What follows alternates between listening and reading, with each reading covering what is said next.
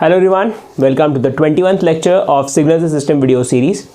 सो अभी देखो यार, अब तक हमने काफ़ी सारे प्रॉपर्टीज़ कंप्लीट कर लिए हैं। Now we are just left with the last three properties. First is linearity property, second is we'll be talking about invertible and non-invertible systems, and the third is the stability of systems. Okay, stability of system is a very small part, so it will be hardly taking 5 or 10 minutes to be explained. Invertible is also a very easy section. Okay, you don't really get a lot of questions on those property, but the most important property for this lecture is the linearity property. It is a very important concept, so we have to deal it with utmost care. Okay, so as we do always, we'll first go on with a practical example, then we'll move on to the practical like the gate point of view of that particular property. Okay, but before we start, a positive thought as always. We'll see that don't let what you cannot do interfere with what you can do. Okay, so okay, वापस चलो 1 2 3 start. Hello everyone, welcome to the 21th lecture of signal system video series. So still now we have done with a lot of properties. This is the last lecture in terms of properties of systems. So we are going to deal with the three properties. First will be the linearity property, then we'll move on to the invertible and non-invertible systems, and the third will be the stability of the systems. Okay, stability of the systems and invertible non-invertible systems are a very easy topic. So like you can hardly observe any questions on these properties, so we'll deal in the later part of the video.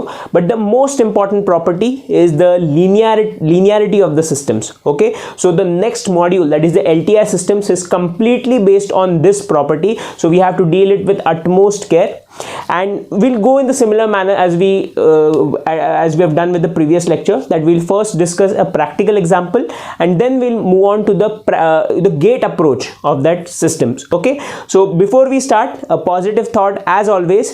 We'll see that don't let what you cannot do interfere with what you can do. Okay, it's a very important property and very apt for this moment, because it's just like hardly 6.5 months remaining to your gate preparation, and now you have to think majorly on what you know rather than what you don't know. Okay, so now let's quickly start into the property, that is the linearity of systems. Okay, let's start.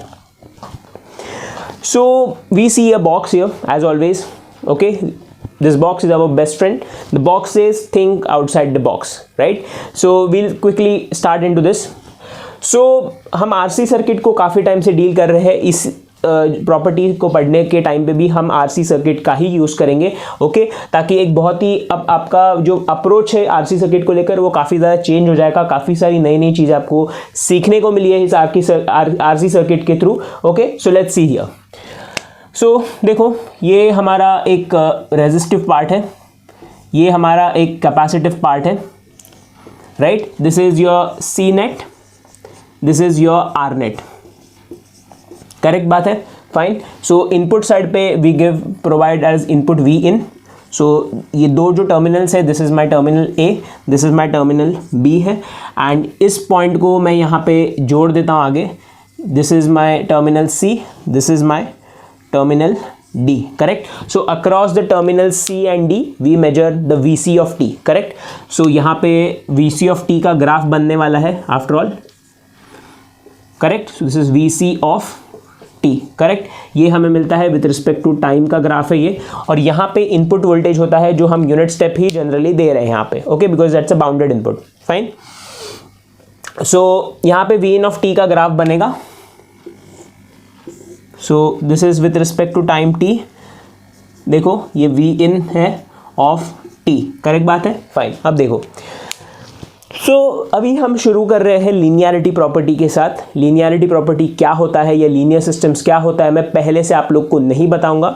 एक example के through, एक practical approach के through हम इस चीज़ को समझने की कोशिश करेंगे, and then will move on to the actual definition of your linear systems. ठीक है, अब देखो, मान लो अब ये जो कैपेसिटर है, अब तक हम क्या बोल रहे थे कि कैपेसिटर जो है हमारा अनचार्ज था, लेकिन अब मैं क्या बोलता हूँ, मेरा जो कैपेसिटर है उसके अक्रॉस एक वोल्टेज प्रेजेंट है.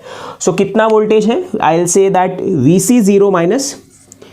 VC0 minus equals to VC0 plus I say that it is 5 volts. So 5 volts के अक्रॉस 5 वोल्ट्स जो है ऑलरेडी इसके अक्रॉस वोल्टेज प्रेजेंट है।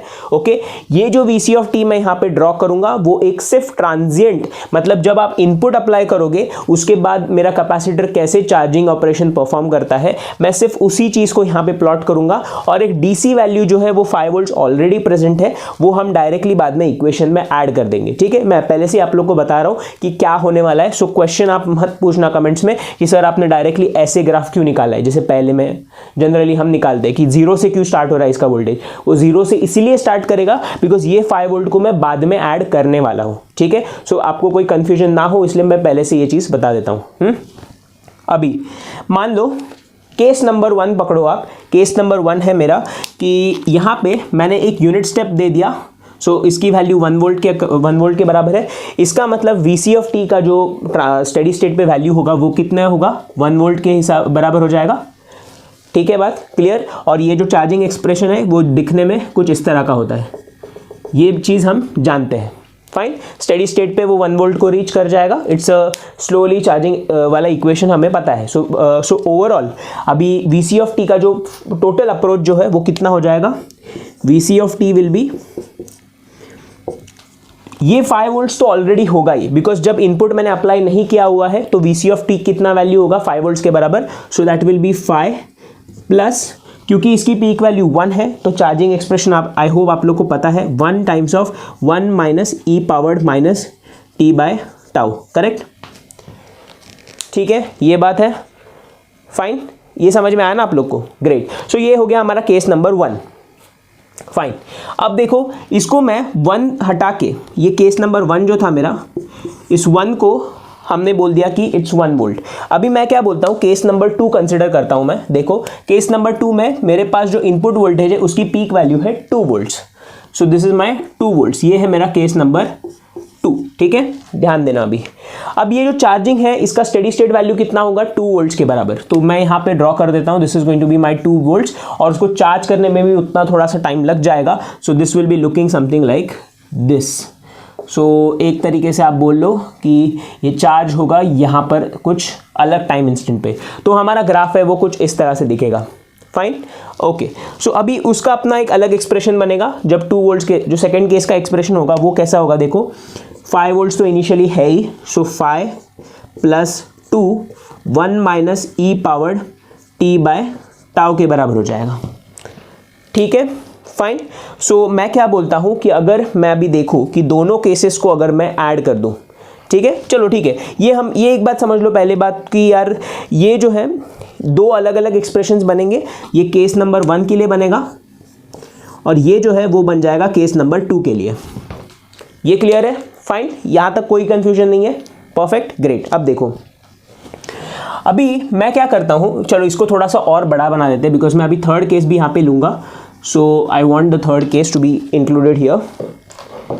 सो अभी ये इसको लंबा बना देते, चलो ये हो गया हमारा V इनपुट है और ये भी टाइम के साथ वेरी करेगा। So V in of t है with respect to time t। अब देखो मैं क्या करता हूँ, मेरा थर्ड केस है उसमें मैं बोलता हूँ मेरा इनपुट वोल्टेज है वो कितना है, 3 वोल्ट के बराबर है। It's equals to 3 volts. बात सही है? तो अभी देखो VC ऑफ t में अभी चेंजेस क्या हो जाएगा, देखो अभी उसका स्टेडी स्टेट वैल्यू कितनी हो जाएगी, 3 वोल्ट। देखो वो 5 वोल्ट्स की बात अभी हम नहीं करेंगे, 5 वोल्ट डायरेक्टली बाद में ऐड होने वाला है, ठीक है ना। तो हम फिलहाल सिर्फ और सिर्फ ट्रांजिएंट की बात करते हैं। देखो सो अभी है हमारा VC ऑफ t है, ये with respect to time t हो रहा है, करेक्ट। सो अभी वो 3 वोल्ट पे चार्ज करेगा एट स्टेडी स्टेट। सो 3 वोल्ट ये यहाँ पर ऐसे है, ये कुछ इस तरह से रहेगा इसका एक्सप्रेशन, और ये चार्ज करेगा कुछ इस तरह से, ठीक है, ये कुछ इस तरह से चार्ज करेगा। ओके, एकदम इस चीज़ को एकदम पकड़ के मत बैठना बिकॉज ये इतना मैंने प्रिसाइजली ड्रॉ नहीं किया हुआ है, ठीक है, बस एक बेसिक आपको आइडिया देने के लिए कि ये कुछ इस तरह का ग्राफ अब दिखेगा। फाइन, तो अभी मैं अगर इसको एक्सप्रेशन लिखने जाऊं तो क्या हो जाएगा, देखो थर्ड केस का एक्सप्रेशन हो जाएगा, ये दिख रहा है ना आपको, 5 plus 3 into 1 minus e powered minus t by tau. ये हो जाएगा मेरा केस नंबर 3। आपको केस 3 भी दिख रहा है यहाँ पे, ओके ग्रेट। अब देखो, अब ध्यान देना, ये एक चीज़ मैं जानता हूँ कि इनपुट वोल्टेज जब मैंने 2 केसेस दिए हुए थे 1 वोल्ट और 2 वोल्ट, इन दोनों का एडिशन क्या है, 3 वोल्ट्स के बराबर, ठीक है, फाइन। अभी देखो अब मैं क्या करता हूँ, इंडिविजुअली अभी लीनियरिटी का अप्रोच कहाँ आएगा, लीनियरिटी कैसे यहाँ पे दिखेगा, तो वो चीज़ को देखो। लीनियरिटी क्या बोलता है, देखो लीनियरिटी क्या बोलता है कि एडिटिव प्रिंसिपल फॉलो करना चाहिए, बराबर बात है। सुपरपोजिशन प्रिंसिपल जिसको हम बोलते हैं, होमोजेनिटी और एडिटिव प्रॉपर्टी, दो चीज़ें होती है आपके सुपरपोजिशन प्रिंसिपल के अंडर। होमोजेनिटी को फिलहाल रहने दो, हम सिर्फ एडिटिव प्रॉपर्टी को देख रहे हैं। सो अगर एडिटिव प्रॉपर्टी को फॉलो करने जाए तो एडिटिव प्रॉपर्टी क्या बोलता है कि अगर मैं एक बार, आप सुपरपोजिशन प्रिंसिपल तो जानते हो राइट, आपका जो अगर फाइनल आउटपुट निकालना होता है आपको, वो कैसे निकालते हो आप, इंडिविजुअली इनपुट्स को कंसीडर करते हो, उसकी वजह से आने वाले आउटपुट्स को आप देखते हो और फाइनली आप उन दोनों आउटपुट्स को ऐड कर देते हो। सो व्हाट यू एक्सपेक्ट, ठीक है, मैंने जैसे आपको बोला कि फर्स्ट केस और सेकेंड केस को मैं जब ऐड करता हूं तो मुझे जो है ये थर्ड केस के बराबर मिल जाता है, करेक्ट बात है। ओके, सो जब मैं अगर आपको बोलूं कि अभी चलो ऐसा कंसिडर कर लो कि मेरे पास दो वोल्टेज सोर्सेस थे सीरीज में, बट मैं क्या चाहता था कि इंडिविजुअली उनके वजह से क्या इफेक्ट आ रहा है आउटपुट में वो देखना है मुझे। सो पहले मैंने 1 वोल्ट कंसिडर किया, उसकी वजह से मुझे एक ग्राफ मिला, 2 वोल्ट कंसिडर किया, उसकी वजह से मुझे एक ग्राफ मिला। फिर फाइनली मैं एक ऐसा केस भी कंसिडर कर रहा हूँ जहाँ पे मैंने दोनों डीसी सोर्सेस को जो सीरीज में थे वोल्टेजेस को, उनको ऐड करके जो 3 वोल्ट है उसकी वजह से भी मैंने आउटपुट क्या आ रहा है वो देख लिया। बात सही है, फाइन। अब उसकी वजह से क्या हो रहा है, देखो मैं क्या करता हूं, ऐसा अप्रोच क्या बोलता है एज योर सुपरपोजिशन प्रिंसिपल क्या बोलता है कि जो फर्स्ट केस है, ठीक है, जो फर्स्ट केस है और सेकंड केस को अगर मैं ऐड कर दूं, ठीक है, उन दोनों के जो आउटपुट्स है उनको मैं अगर ऐड कर दूं तो वो आउटपुट जो है वो इक्वल होना चाहिए मेरे थर्ड केस को। जब मैं दोनों इनपुट्स का एडिशन भी करता हूं तो जो मुझे मिलता है उसकी वजह से आने वाला आउटपुट जो है, सो इन दोनों का जो एडिशन होगा, केस 1 और केस 2 का एडिशन जो है वो क्या है, वो केस 3 के बराबर हो जाना चाहिए। सो एक तरीके से आउटपुट इन दोनों का आउटपुट का addition should be equals to the output in the third case, ठीक है। तो अभी आप देखो, चलो ये चीज़ जो है उसको भी मैं हटा देता हूँ, ये आप लोग को समझ में आ गया। सो अभी मेरे पास दो एक्सप्रेशन बन जाएंगे, देखो ये 1 और 2 का एडिशन और एक 3 का एडिशन, दोनों इक्वल है क्या चेक करते हैं। 1 और 2 को मैं यहाँ पे ऐड कर दूं तो क्या हो जाएगा, देखो, so that will be 10 plus 3 e powered minus 3 into 1 minus e powered minus t by tau के बराबर, ठीक है बात। फर्स्ट और सेकेंड केस को मैंने ऐड कर दिया, इज इक्वल्स टू, मैं अगर बोल दूं 5 plus 3 1 minus e power minus t by tau के बराबर, ठीक है। क्या ये दोनों सेम है? नहीं सेम है, these two are not equal. इसका मतलब my system is non linear, ठीक है। सो आरसी सर्किट जहां पे आपका कैपेसिटर इनिशियली चार्ज हो, it is a case of non linear system. Okay fine, समझ में आया चीज। अभी इसको जब मैं आप लोगों को जो उसका डेफिनेशन है लीनियरिटी का, उसके साथ जब जोड़ के दिखाऊंगा आपको ये पूरा आइडिया भी क्लियर हो जाएगा, ठीक है ना। अभी next time when you will see this circuit आपको एक नया अप्रोच मिल जाएगा। अब ध्यान देना, चलो अभी हम चलते गेट अप्रोच की तरफ। देखो ऑल राइट, तो अभी गेट के जो हमारा गेट का डेफिनेशन है, गेट के रिस्पेक्ट में जब हम इसके प्रॉपर डेफिनेशन की बात करें तो देखो क्या है इसका डेफिनेशन। देखो क्या बोल रहा है, मैं इंडिविजुअली इनपुट्स देता हूं मेरे सिस्टम को, system has to be same, ठीक है। तो मैं सिस्टम को S से रिप्रेजेंट कर रहा हूं एंड सिस्टम सेम है, इसलिए मैं जहां हर तीनों जगह पे S लिख देता हूं। So what my linearity principle says, आप ध्यान देना, ये मैथमेटिकल मॉडल जो है वो आपको उस प्रीवियस वाले एग्जाम्पल के साथ मैं रिलेट करा के दूंगा। देखो जब मैं एक इनपुट x1 देता हूं, ठीक है, मेरे सिस्टम को, तो वो मुझे एक आउटपुट y1 जनरेट करके देता है, ठीक है बात। सिमिलरली जब मैं एक x2 इनपुट देता हूं मेरे सिस्टम को, तो मुझे एक y2 आउटपुट जनरेट करके देता है। इन दोनों को जब मैं ऐड करूंगा तो मुझे क्या मिलेगा, y1 प्लस y2, ठीक है। ऑब्वियसली ये टाइम डिपेंडेंट होंगे, सो y1 of t plus y2 of t आपको लिखना पड़ेगा ऑब्वियसली, ठीक है। बट आपको समझ जाना चाहिए, मैं ऐसे बस फिलहाल विथ रिस्पेक्ट टू t नहीं लिख रहा हूं वहां पे, ठीक है। अब क्या करते हैं हम लोग, इन दोनों इनपुट्स को मैं ऐड करता हूं। इसका मतलब यहां पे जो मुझे इनपुट मिल रहा है ना, यहां पे जो मेरा इनपुट है वो क्या है, x1 है प्लस x2 के बराबर है, ठीक। अब जब इन दोनों इनपुट्स का एडिशन मैं जब मेरे सिस्टम को देता हूं तो वो मुझे आउटपुट जनरेट करते देता है y3 ऑफ t के बराबर। अगर ये y3 of t is equals to y1 of 2 y1 plus y2 हो, ठीक है, अगर ये जो y3 है ये y1 और y2 के बराबर हो तो हम बोलते हैं कि ऐसा सिस्टम जो है वो किस नेचर का है, it's a linear system, it's a linear system. अभी हम चलते हैं उस आरसी नेटवर्क की तरफ जहां पे मैंने बोला था कि कैपेसिटर जो है वो इनिशियली चार्ज्ड है। अब देखो मैंने क्या कर दिया, अभी उस एग्जांपल को मैं इस मॉडल के साथ आपको रिलेट करके दिखाता हूं। देखो जो मेरा x1 था वो कितना था, 1 वोल्ट के बराबर था, ठीक है ना, वो 1 वोल्ट के बराबर था। मेरा x2 जो था वो कितना था, 2 वोल्ट के बराबर, ठीक है। सिस्टम मेरा क्या था, एक आरसी नेटवर्क, तो यहां पे हम लिख देते हैं system was RC network. System जो है वो क्या है, एक आरसी नेटवर्क है, ओके। अब देखो इसकी वजह से जब 1 वोल्ट मैंने इनपुट दे दिया था, y1 मुझे क्या मिला था, मैंने बोला था कैपेसिटर जो है C जो है वो इनिशियली चार्ज्ड है, तो हम बोले थे Vc0 माइनस जो है वो Vc0 प्लस के बराबर हो जाएगा, और वो कितना है 5 वोल्ट के बराबर, करेक्ट बात है, 5 वोल्ट के बराबर वो चीज़ था, फाइन। तो y1 क्या मिला था हमें, y1 हमें मिला था 5 plus 1 into 1 minus e powered minus t by tau के बराबर, ठीक है। सिमिलरली 2 वोल्ट जब मैंने लगा दिया था तो मुझे y2 मिला था 5 plus 2 into 1 minus e powered minus t by tau के बराबर। ये बात क्लियर है, ओके। अब इन दोनों का जब मैंने एडिशन किया तो मुझे मिला था 10 plus 3 into 1 minus e powered minus t by tau. ये बात सही है, ओके ग्रेट। अब देखो वही हमने क्या किया था, 1 और 2 को ऐड कर दिया, तो मुझे यहाँ पे दे दिया था मैंने 3 वोल्ट। जब मैंने 3 वोल्ट एज एन इनपुट दे दिया सिस्टम को तो मुझे आउटपुट मिल रहा था 5 plus 3 into 1 minus e powered minus t by tau, okay. तो अभी आप जो है इस एक्सप्रेशन के साथ कंपेयर करके देखो तो दोनों सेम है क्या, नहीं, दोनों सेम नहीं है। इसका मतलब क्या है, मेरा सिस्टम जो है वो नॉन लीनियर नेचर का है, ठीक है। तो इसीलिए आरसी नेटवर्क जहां पे कैपेसिटर जो है वो पहले से चार्ज्ड है, वो किस फॉर्म का सिस्टम है, एक नॉन लीनियर सिस्टम है। वही अगर मान लो आपका कैपेसिटर जो है वो इनिशियली अनचार्ज होता, इसका मतलब ये 0 वोल्ट होता, तो क्या हो जाता, ये जो 5 वाला फैक्टर है वो एक तरीके से 0 हो जाता, ये 5 भी 0, ये 5 भी 0, तो ये जो 10 वाला पार्ट है वो भी हो जाता 0। सो आउटपुट में हमें सिर्फ इतना वाला पार्ट मिल जाता, बात सही है।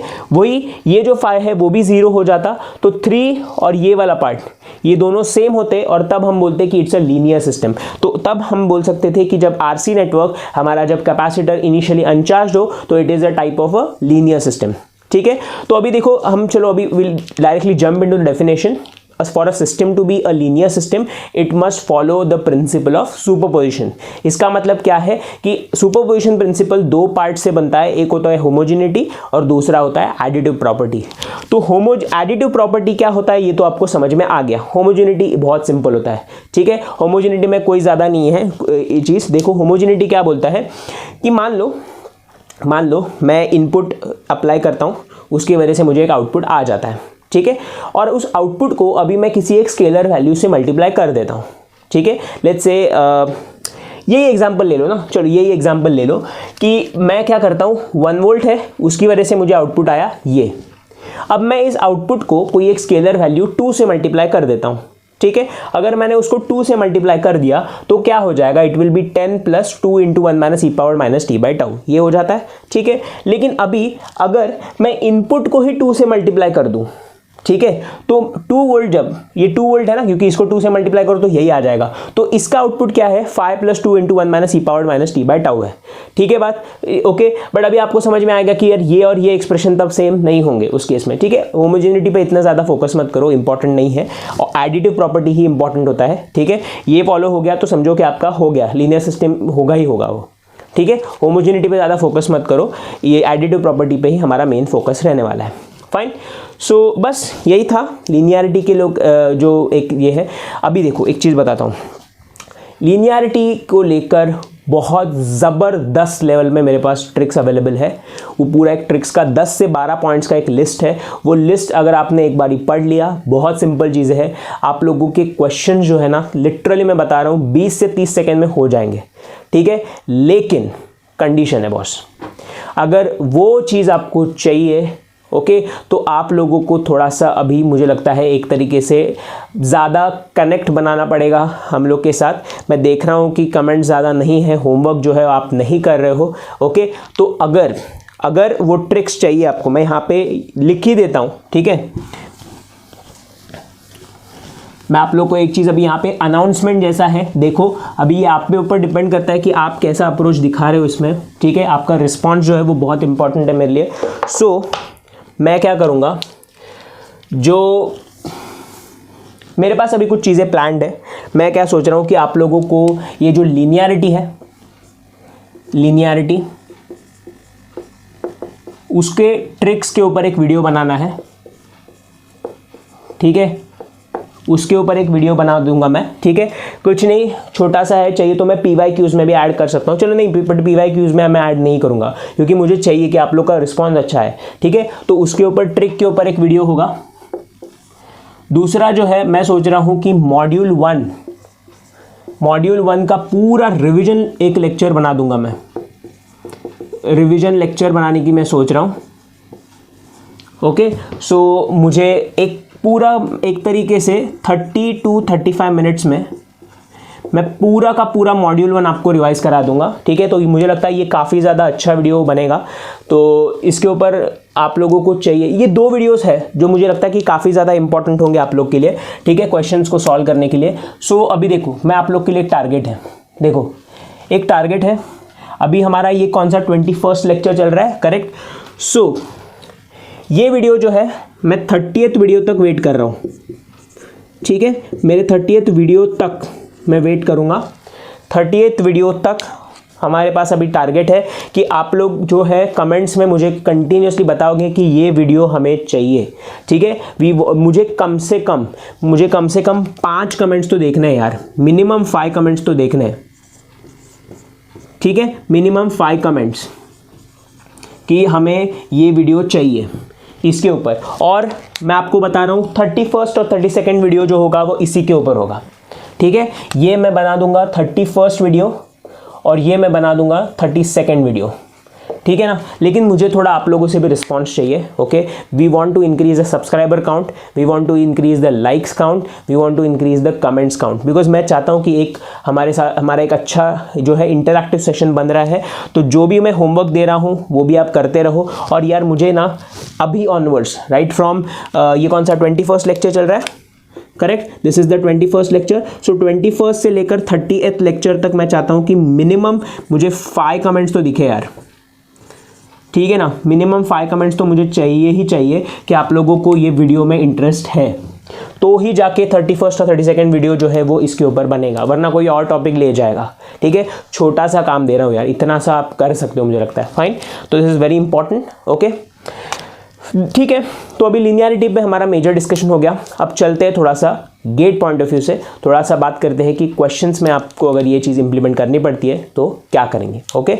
Let's start. All right, so अभी देखते हैं 3 क्वेश्चंस रखे हुए हैं हमारे सामने, 2 क्वेश्चंस मैं सॉल्व करूंगा, 3rd क्वेश्चन होमवर्क होगा, ओके। तो होमवर्क आपको करना है, मैं अभी से बता देता हूँ, दिस इज योर होमवर्क, ठीक है। तो आप बताएंगे whether it's a linear system और नॉन लीनियर सिस्टम, ठीक है। चलो अभी देखते हैं question number 1। So question number 1 देखो क्या बोलता है, मैं वापस यहाँ पे लिख देता हूँ। Question number 1 is y of t is equals to x of sine of t, correct बात है, फाइन। अब देखो सो हमें ये बात पता है कि इनपुट क्या होता है हमारा, input is x of t, input जो होता है हमारा वो होता है x ऑफ t के बराबर, और हमारा आउटपुट जो होता है वो क्या है, y ऑफ t के बराबर, ठीक है।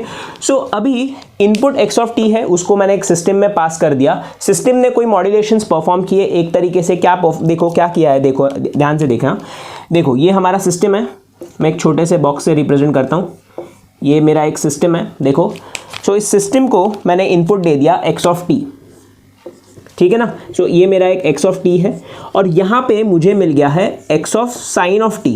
इसका मतलब क्या है, अब अगर आप डिफरेंस देखो दोनों में, इस t पे कुछ स्केलिंग परफॉर्म हुआ, उसके बाद मुझे मिला साइन ऑफ t, ठीक है। बात क्लियर है, ये चीज़ समझ में आया, ग्रेट। अब देखो इस t पे कुछ मॉड्यूलेशन हुआ, एक टाइम स्केलिंग हुआ, एक तरीके से आप बोल सकते हो साइन ऑफ t हो गया उसकी वजह से, ठीक है बात, fine, and this is my output y of t।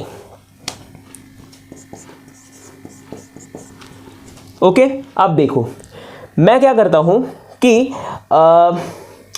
Let's say अब मैं देता हूं x1 ऑफ t। मैंने अगर जब दे दिया मैंने इसको x1 ऑफ t, तो मुझे आउटपुट में मिल जाएगा x1 of sine of t, ये हो जाएगा मेरा y1 ऑफ t। ये बात क्लियर है? ओके, अब देखो, अब मैं क्या करता हूं x2 ऑफ t देता हूं, x2 ऑफ t दे दूंगा तो मुझे मिलेगा x2 of sine of t, ये हो जाएगा मेरा y2 ऑफ t के बराबर। ये बात भी क्लियर है, ये भी समझ में आया। अभी मैं क्या बोलता हूँ बाय द एडिटिव प्रिंसिपल कि मेरा जो आउटपुट है, net output y of t is equals to y1 plus y2, इसका मतलब x1 of sine of t plus x2 of sine of t, यही हो जाएगा। बात सही है, क्लियर है? ओके, अब देखो, तो ये हमारा फर्स्ट केस है, ठीक है ना, ये हमारा फर्स्ट केस है, तो अभी इसको याद रखना। ओके, अब देखो, अभी मैं क्या करता हूँ, मैं दोनों को ना साइमल्टेनियसली अप्लाई कर देता हूँ इनपुट में, ठीक है। इसका मतलब क्या है कि अभी मैंने यहाँ पे x1 ऑफ t भी दे दिया प्लस मैंने बोल दिया x2 ऑफ t भी दे दिया। सो मेरे सिस्टम का काम क्या है, मेरे t पे साइन परफॉर्म करने का, ठीक है बात। ओके, तो क्या हो जाएगा, देखो ये हो जाएगा x1 of sign t plus x2 of sign t, ये क्या है मेरा y3 ऑफ t एक तरीके से, ठीक है ना, y3 ऑफ t है। ओके, तो अब देखो ये है मेरा केस नंबर 2। ओके, ये मेरा केस नंबर 2 है। तो मुझे बताओ यार, केस नंबर 1 और 2 सेम है क्या? हाँ सेम है। इसका मतलब ये कैसा टाइप का सिस्टम है, ये एक लीनियर सिस्टम है, ठीक है ना।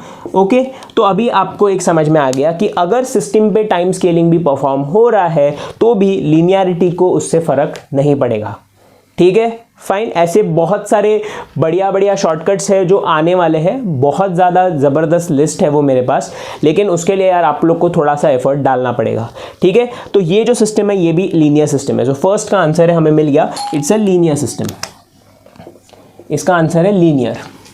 ओके, अब चलते हैं क्वेश्चन नंबर 2 की तरफ। देखो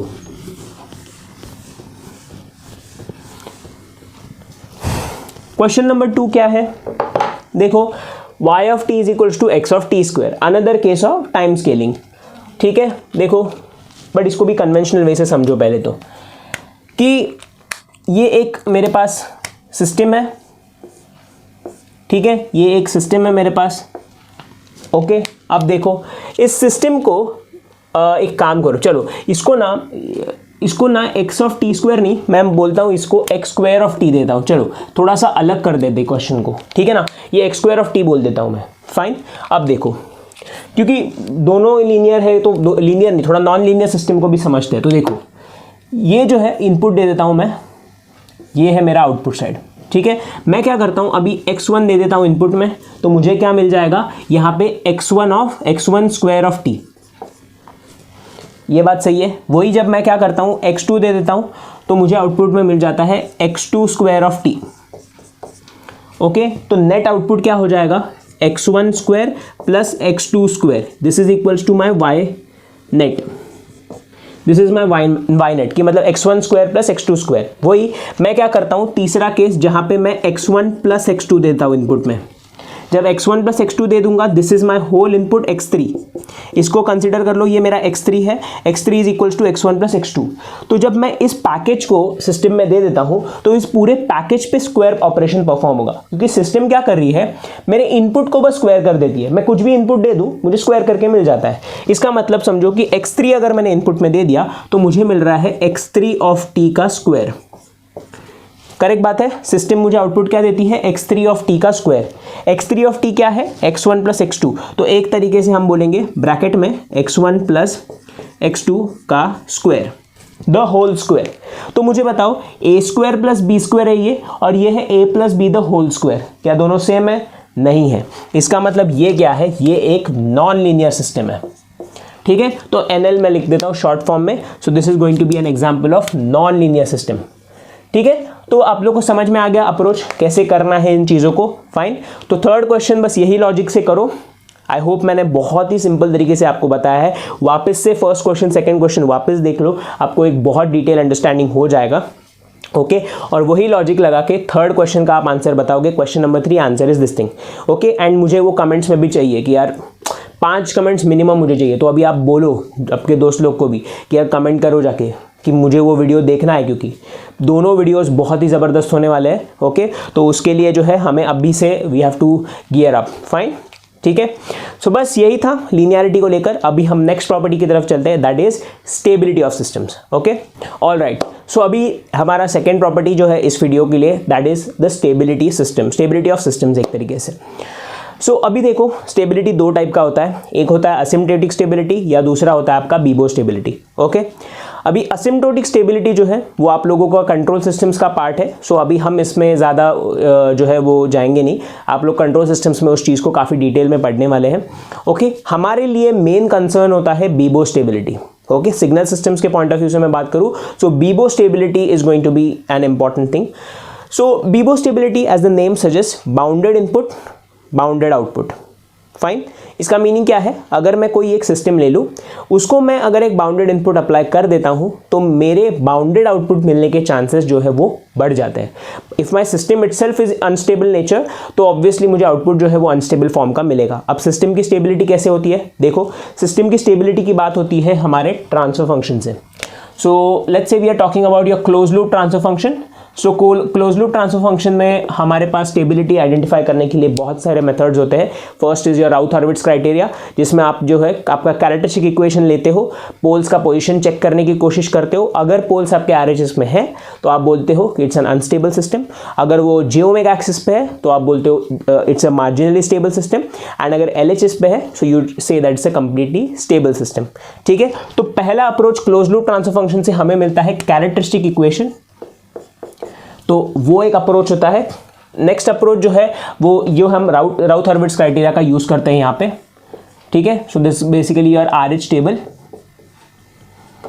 नेक्स्ट अप्रोच जो है वो होता है हमारा रूट लोकस का। रूट लोकस में भी हम लोग को समझ में आता है। सो रूट लोकस जो है वो हम शुरू करते हैं ओपन लूप पोल से। ठीक है, your root locus basically starts from open loop poles, correct. So open loop के आपके जो पोल्स हैं उनको आप क्या करते हो, रियल एक्सिस पे पहले प्लॉट करते हो ओपन लूप पोल्स को, बराबर ना। आप क्या करते हो, उसको रियल एक्सिस पे पहले प्लॉट कर देते हो और फिर वहाँ से वो डाइवर्ज करके है हम लोग को समझ में आता है कि whether it's going to be stable और कहाँ पे अनस्टेबल हो रहा है, कहाँ पे मार्जिनली स्टेबल हो रहा है। ये पूरा हम लोग को जो है रूट लोकस से आइडिया मिल जाता है। तीसरा क्राइटेरिया आपके पास होता है नाइक्विस्ट स्टेबिलिटी, राइट। वो क्लोज लूप स्टेबिलिटी की बात करता है। So we have various approaches की जहाँ से आपको सिस्टम स्टेबिलिटी की बात मिल जाती है। ठीक है, सो अभी उसके साथ साथ हम बाउंडेड इनपुट की जब बात करते हैं, बाउंडेड इनपुट क्या होता है, basically your amplitude, your input, जो भी आप इनपुट में दे रहे हो उसका एम्पलीट्यूड कभी भी इनफाइनाइट नहीं होना चाहिए। इसका मतलब क्या, your input should always be a finite signal. इसका मतलब एनी NP सिग्नल्स तो नहीं हो सकते। ओके अब उसके अलावा आपके पास क्या क्या चांसेस है, देखो आप बोल सकते हो कि आप पावर सिग्नल दे सकते हैं, यस अलाउड है वो भी। आप एनर्जी सिग्नल दे सकते हैं, यस अलाउड है। आप रैंप इनपुट भी देते हो, ठीक है, आप रैंप इनपुट भी देते हो सिस्टम को, ठीक है। बट रैंप किस टाइप का सिग्नल है, एक NENP सिग्नल है। ओके तो मुझे चाहिए आप लोगों से ये रीजन कि why do we provide ramp as an input, ठीक है, जबकि हम बात करते हैं बीबो स्टेबिलिटी की, जबकि ठीक है, क्योंकि बीबो स्टेबिलिटी में हम लोग को ये बात पता है कि अगर हम जो है वो इनपुट दे देते हैं तो हमें जो है क्या मिलेगा, एक अनस्टेबल सिस्टम आउटपुट मिलने के चांसेस बढ़ जाते हैं। बट फिर भी रैम्प हम इनपुट दे रहे हैं, तो क्यों दे रहे हैं उसका रीज़न मैं जानना चाहता हूँ आप लोग से। फाइन, तो बीबो स्टेबिलिटी के बारे में इतना ही है, हम लोग को ज़्यादा और डिटेल में नहीं है एज सिग्नल सिस्टम्स का टॉपिक। ये आप लोगों को जो है स्टडी स्टेट एरर, फिर उसके बाद जो उसका ट्रांजिएंट एनालिसिस वगैरह जो आप पढ़ते हो एक तरीके से, वो पूरा पार्ट जो है वो कंट्रोल सिस्टम्स का है, ठीक है। तो टाइम रिस्पॉन्स में आप उस चीज़ को पढ़ते हो। सो सिग्नल सिस्टम्स के पॉइंट ऑफ व्यू से स्टेबिलिटी ऑफ सिस्टम्स इतना ही था। ओके नाउ लास्ट पार्ट जो है वो है हमारा invertible and non invertible systems. Okay let's start. All right, so अभी लास्ट पार्ट है, that is invertible and non invertible systems. आप लोग देख सकते हो कि एक दो ब्लॉक्स मैंने यहाँ पे बनाए हुए हैं, कुछ चीज़ें मैंने इसके अंदर लिखी हुई है, क्या है इसका मीनिंग मैं अभी बताऊंगा। लेकिन इन्वर्टिबल सिस्टम्स और नॉन इन्वर्टिबल सिस्टम्स को एक सबसे पहले प्रैक्टिकल एग्जाम्पल से समझना बहुत ज़्यादा ज़रूरी है, ठीक है। इसका जो बेस्ट एग्जाम्पल है वो है आपका व्हाट्सएप। ओके, अभी इसमें क्या होता है मैं आप लोग को सिंपल वर्ड्स में बता देता हूँ। देखो, आप क्या करते हो, एक मैसेज टाइप करते हो आपके किसी दोस्त को।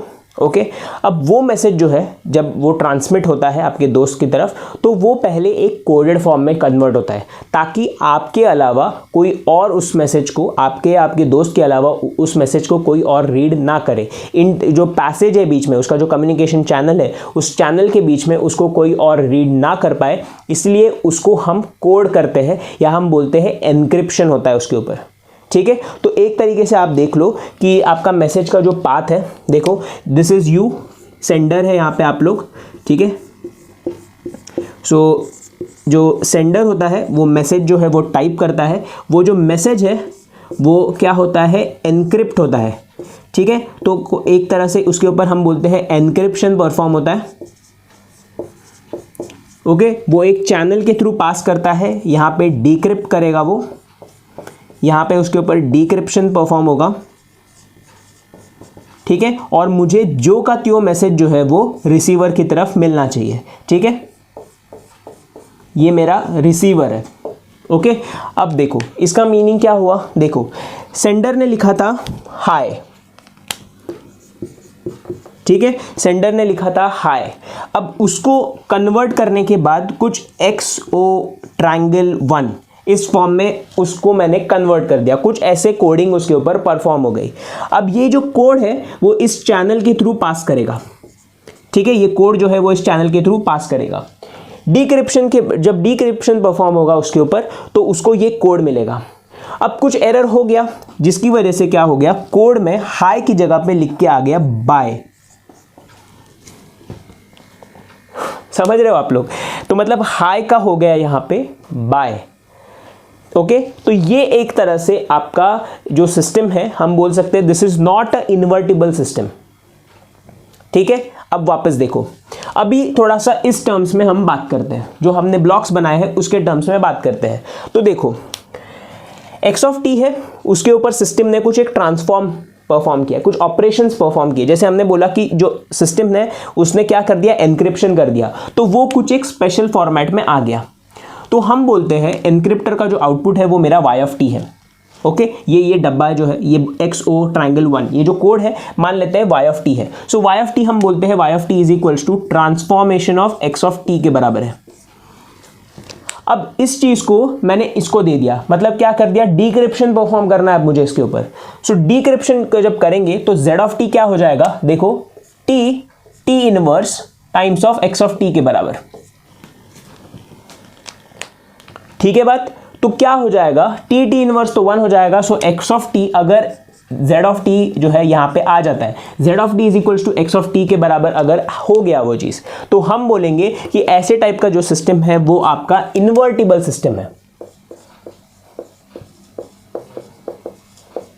This is a invertible system. लेकिन अगर ये कोई ऐसा टाइप का प्रॉब्लम आ जाता है कि डिक्रिप्शन प्रॉपर्ली परफॉर्म नहीं हुआ, या इनवर्स इसका एग्जिस्ट ही नहीं करता है सिस्टम का, ठीक है, तो ये जो है ये इनवर्स सिस्टम है एक तरह से। अगर इसका ट्रांसफॉर्मेशन को हम यहाँ पर एलिमिनेट कर सकते हैं, इस एनक्रिप्शन को प्रॉपरली डिक्रिप्ट कर सकते हैं, और जो इनपुट में मैसेज गया था वही हमें आउटपुट में मैसेज मिल रहा है, तो हम बोलते हैं इट्स अ इन्वर्टिबल सिस्टम। ठीक है, बात क्लियर है, ये समझ में आया? ओके, अभी इसका एक और एग्जाम्पल है। देखो, आप सीधे सीधे मैथमेटिकल टर्म्स में अगर बात करेंगे तो हम बोलते हैं कि इन्वर्टिबल सिस्टम्स जो है वो 1-to-1 मैपिंग परफॉर्म करते हैं। ठीक है, सो इन्वर्टिबल को एक और वर्ड है 1-to-1 मैपिंग। 1-to-1 मैपिंग, तो इसका मतलब क्या है, मान लो ये मेरा एक सबसेट है, ये मेरा दूसरा सबसेट है।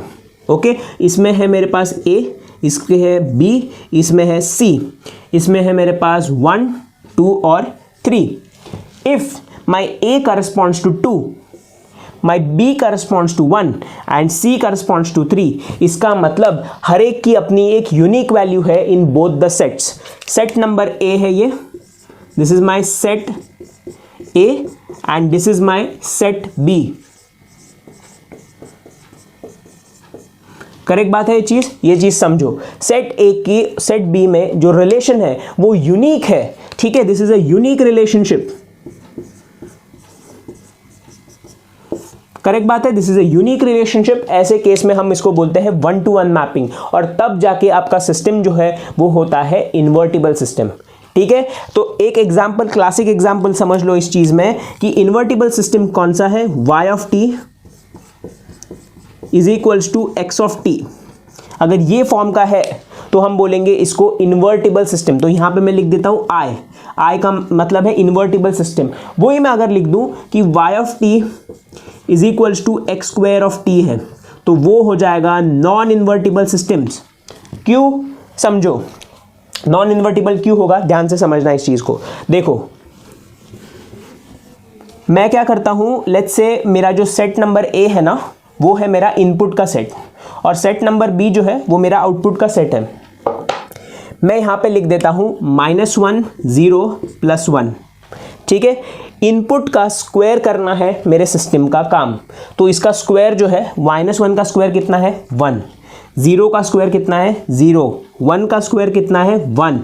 अब ध्यान देना, -1 क्या बोलेगा, मेरा आउटपुट है 1, +1 क्या बोलेगा, मेरा आउटपुट भी है +1, 0 बोलेगा मेरा आउटपुट है 0।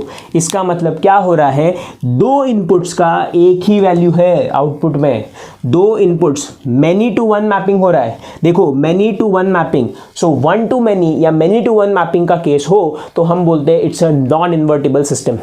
ठीक है बात, ओके। बस ये सिंपल सा एग्जांपल लेके इसी के बेस्ड आपको क्वेश्चंस आते हैं। It's going to be very easy, बहुत ही रेयरली इसके ऊपर क्वेश्चंस आते हैं, लेकिन इसको प्रैक्टिकल एग्जांपल से अभी हमने समझ लिया कि क्या फंडा है। ओके, बस दैट्स इट, यही था। पूरे प्रॉपर्टीज हमारे कंप्लीट हो गए हैं। This was the last video of your module number 1। So finally after 21 lectures we have completed module 1 completely.